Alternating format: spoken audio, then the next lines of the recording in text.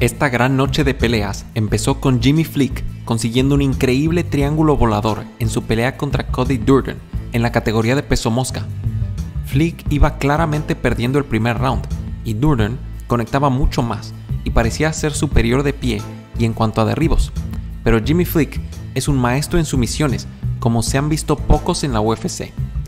Después de tirar una patada alta que Durden atrapó, Flick decidió saltar y atacar una sumisión de triángulo, aprovechando que el brazo del rival ya estaba por debajo de su pierna.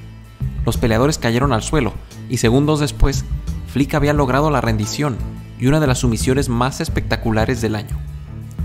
Después vimos al camerunés Tafon Nchukwi, un imponente kickboxer, enfrentar a un desfavorecido Jamie Pickett.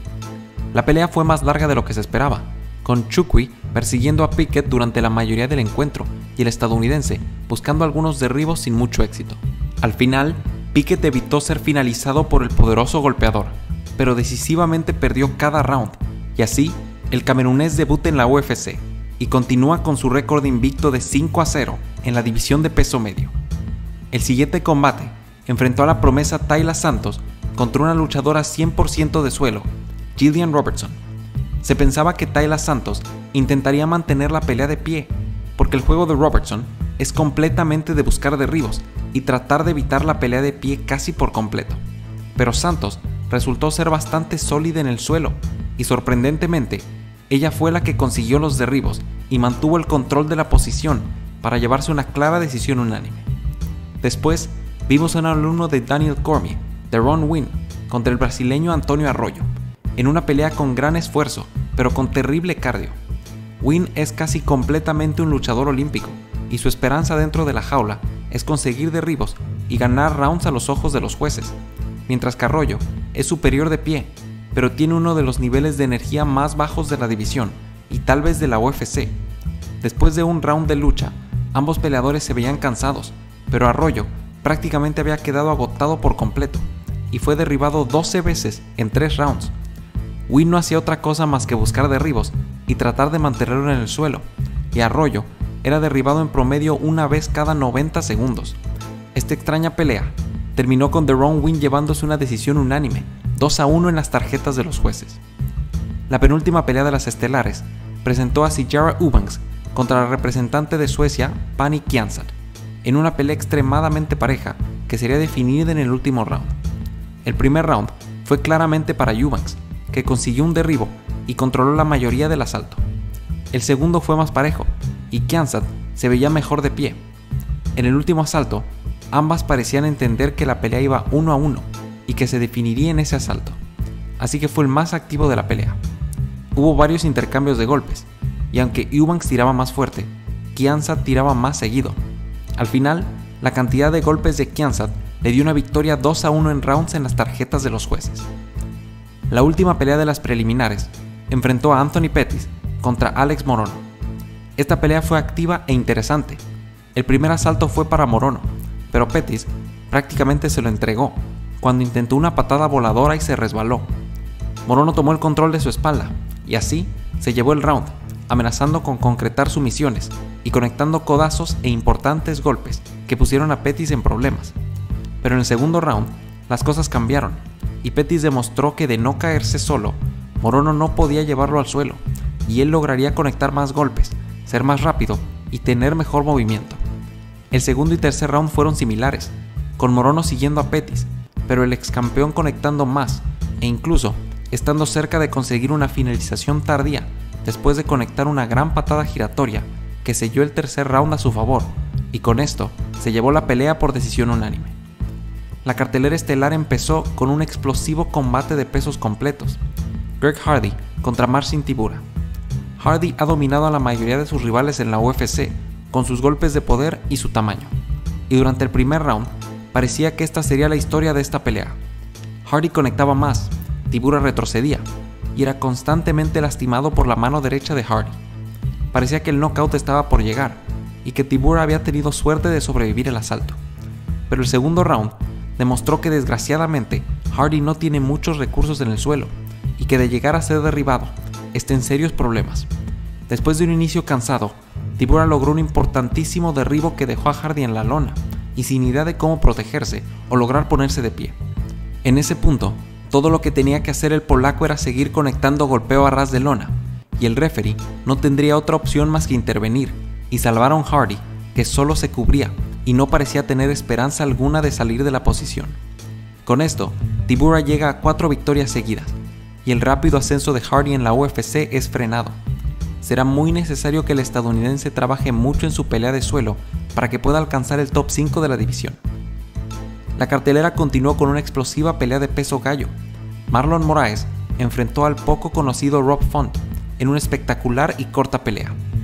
Moraes empezó muy bien, consiguiendo un derribo y controlando los 2 primeros minutos de la pelea. Parecía que el brasileño se llevaría el asalto sin problemas, pero cuando Font volvió a estar de pie, demostró por qué muchos expertos lo eligieron para ganar el combate. Mostró un jab impresionante que congeló a Moraes y lo obligó a retroceder, para después conectarlo con un uppercut que lo derribó y lo dejó seminoqueado. La secuencia finalizadora duró alrededor de 15 segundos y le costó a Moraes varios golpes recibidos sin respuesta. El brasileño intentaba incorporarse, pero Font era impresionantemente preciso con sus golpes y codazos a ras de lona. Finalmente, el referee intervino y Rob Font finalmente se volvió un nombre conocido dentro de la división, en la que lleva un tiempo siendo uno de los mejores, a pesar de no ser muy famoso. Probablemente, el peleador de Massachusetts entre al top 5 de peso gallo después de esta demostración y tenga una importante pelea en su futuro cercano. La siguiente pelea fue un espectacular combate de peso welter entre el brasileño Michel Pereira y el estadounidense Khaos Williams. Pereira tiene un estilo de pelear muy poco ortodoxo, con mucho movimiento y golpes extraños, mientras que Williams es un peleador tradicional, con algunos de los golpes más fuertes de la división. Durante el primer y segundo round, Pereira se movió mucho y atacó el cuerpo de Williams con patadas frontales, mientras que Khaos intentaba contraatacar y de vez en cuando conectaba a Pereira con golpes gigantes que ponían al brasileño en peligro. Al llegar al tercer round, era claro que la pelea estaba en la línea y Michel Pereira se vio muy inteligente en este asalto. Dejó de lado su estilo de pelea impredecible y fue un poco más calmado, pero sobre todo buscó 2 derribos al final del round que le dieron la pelea por completo. En un combate tan parejo, el derribar a tu rival y terminar el asalto con 1 minuto de control en el suelo y golpes a ras de lona deja una impresión clara en la mente de los jueces de que mereces el asalto. Así que Pereira se alejó de su estilo habitual explosivo de buscar el knockout y adoptó una inteligente estrategia que le aseguró una pelea muy importante para su carrera. Después del combate, Michel pidió enfrentar a Anthony Pettis, en lo que podría ser una interesante pelea a inicios del 2021. El evento coestelar fue el esperadísimo combate entre la leyenda brasileña José Aldo y la promesa de Ecuador Marlon Chito Vera, en la categoría de peso gallo. Empezando el combate, Aldo mostró su experiencia y que a pesar de que sus mejores épocas hayan ya pasado, sigue siendo un peleador explosivo, inteligente y muy talentoso. El brasileño conectaba varios golpes al cuerpo de Chito y era notorio que lo lastimaba, en especial con sus ganchos de izquierda. Aldo tuvo más actividad en el primero y seguramente se lo llevó a los ojos de los jueces, pero en el segundo, Chito Vera empezó a entrar en ritmo y conectó bastante más que Aldo, la mayoría a las piernas del ex campeón, y con esto la pelea parecía ir claramente 1 a 1 en asaltos, y ahí fue cuando el experimentado entrenador de Aldo le dijo entre rounds que buscara un derribo en el último para intentar asegurar el combate. Desgraciadamente para Chito, el ecuatoriano cometió un error al intentar empezar el round muy explosivo y entrar en un clinch que terminó con Aldo sosteniendo su espalda. El ex campeón logró escalar por completo a su espalda y Chito no tenía muchas maneras de quitárselo de encima. La pelea terminó llegando al suelo en un intento del ecuatoriano por provocar que Aldo se cayera, pero el brasileño continuaba en su espalda, fuertemente prendido y amenazando con un mataleón a cada instante. Después de un extrañísimo round en el que un peleador estuvo en la espalda del otro por 4 minutos y medio, el brasileño se había llevado el asalto, y con esto la decisión unánime de los jueces, 2 a 1 en rounds, para demostrar que no está acabado y que puede tener un último intento de pelear en el top 5 de la división y de tratar de alcanzar el segundo cinturón de su brillante carrera. Para Chito, este es un resultado algo decepcionante, pero realmente no peleó mal, y de no haber sido por ese error al inicio del último round, tal vez hubiéramos tenido un parejo asalto y pudo haberse llevado la victoria. Vera deberá reponerse y es posible que tenga otra oportunidad contra algún top 10 de la división en el futuro cercano. Entonces llegamos al esperado evento estelar de peso welter entre Stephen Thompson y Geoff Neal. Thompson tiene 38 años y se creía que sus mejores momentos podían haber quedado en el pasado, mientras que Neal es joven y venía enrachado.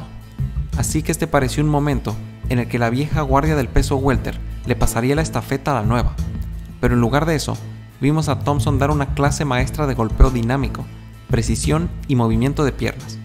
Las peleas de Wonderboy normalmente son así, se convierten en combates que parecen peleas de puntaje de karate o taekwondo.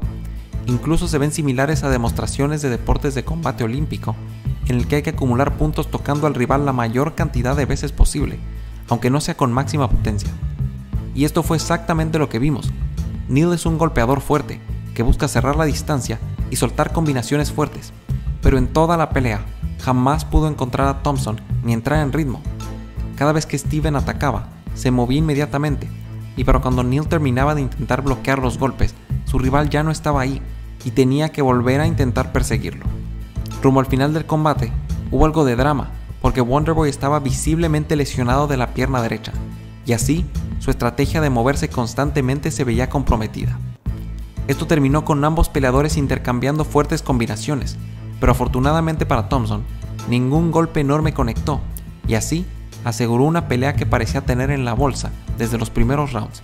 5-0 para el veterano, que al igual que Aldo, nos demuestra que no está acabado en su división y que le queda energía para hacer un último intento de alcanzar el cinturón. Esta gran noche de peleas cierra un turbulento pero importante año para la UFC y nos deja esperando por 3 semanas para el siguiente evento de Max Holloway contra Calvin Kattar y un mes para la enorme pelea de Conor McGregor contra Dustin Poirier. Les agradecemos por seguirnos este año y los invitamos a suscribirse para mantenerse al día con todo el mundo del MMA. Gracias, que tengan un buen día y que Dios los bendiga.